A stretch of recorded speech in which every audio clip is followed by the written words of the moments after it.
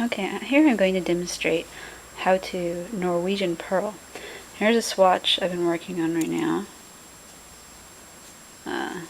Hopefully this color shows up enough. And I've just finished the knit side, and I'm going to start working on the purl side.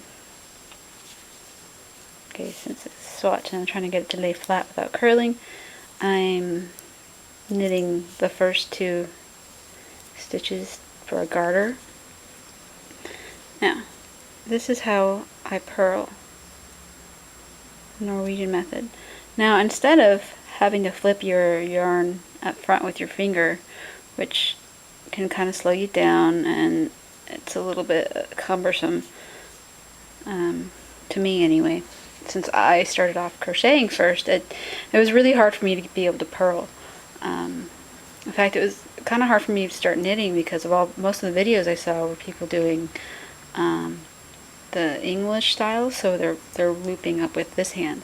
And as a crocheter, I just wanted to hold this hand, where it should be. So that's how Continental was a lot easier for me to learn with. And purling, I was having a hard time with that.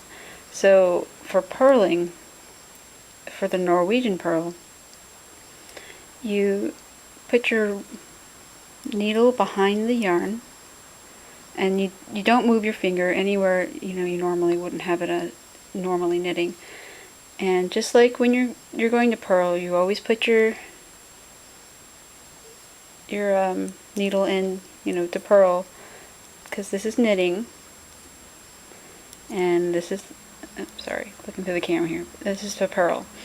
So just like normal purling. So your needle is behind, and you're going into purl. Now knit stitches are really stretchy, so you don't need to worry about how far that's going to go. And it's stretchy and it's going to go back to how it was, so you don't need to worry about pulling it. It's fine. Now I keep my finger on it, the stitch, so it stays in place, and with the yarn still behind it, I go back and I yarn over like you would when you're doing crochet and you're yarning over your hook, and pull, and then I let go of the stitch. So let's show that again.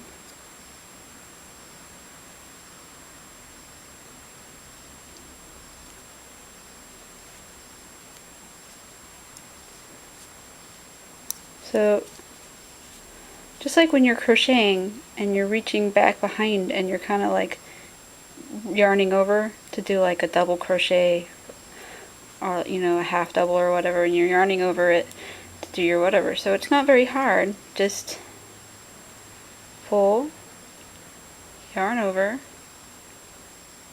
and because it's caught on it, it slides over just like that.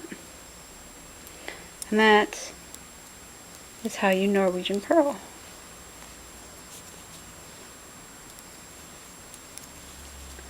And that's pretty much the only way I usually purl.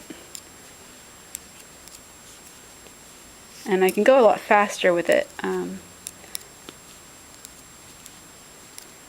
It takes a little practice to get used to doing it, but I honestly can't imagine doing it any other way. Now, and so tweak back a little bit.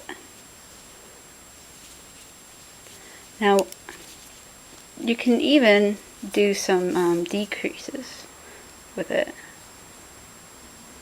It gets a little bit tougher,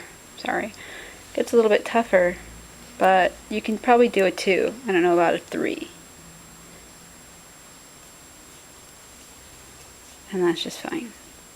Oops.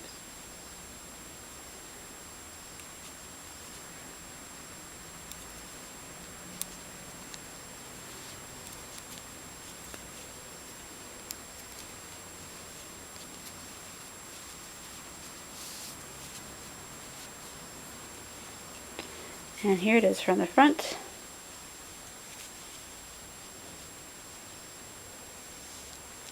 Let me see our decrease. And ribbing goes super quick as well. The moss stitch, ribbing, anything where you have to switch between purling and knitting a lot goes really quickly.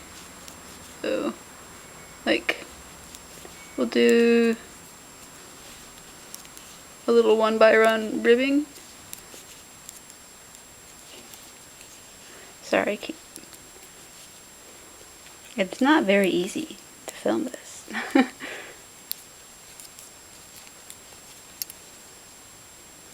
But it goes really quick, and I don't have any problems with it. Now, my friend, who's still picking up knitting, he crochets, and knitting just completely confuses him. But as you can see, you're still holding your fabric in your one hand here, just like you are with knitting. You know, there's still two pieces, and you're still holding it. You're just holding a little stiffer surface, and you're still, you know, this is a half double crochet fabric, so yarn over it. But see, just like the purl, I was grabbing it, only there's not a little hook, but because you don't have to like pull things through so much.